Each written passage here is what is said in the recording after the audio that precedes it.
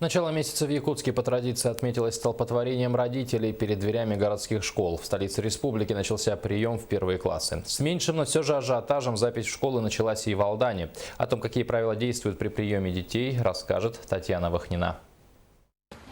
В ночь на 1 февраля во дворе школы номер 1 было отнюдь не безлюдно. Здесь собрались люди, давно получившие аттестаты о среднем образовании. Родители дошколят занимали очередь, чтобы записать детей в первый класс на 2016-2017 учебный год.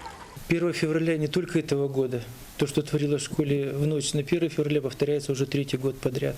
Утром ажиотаж, в течение первой половины дня он сбивается, значит, все самые озадаченные попадают в нужный класс, остальные просто приходят и записываются.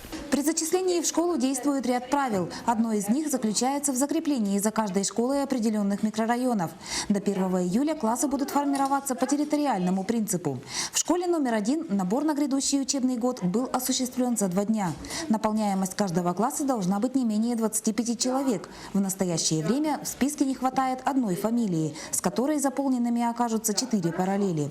Уже сегодня руководство школы может сказать, с 1 сентября педагогический коллектив увеличится по меньшей мере на 1 штатную единицу. Запись в 1 класс продлится до начала нового учебного года. Дети, чьи родители определились с местом учебы, придут в школу в первый день весны. В марте начнутся подготовительные курсы для первоклассников. Татьяна Вахнина, Сергей Шипачев, Дмитрий Заливин, НВК «Саха», Алдан.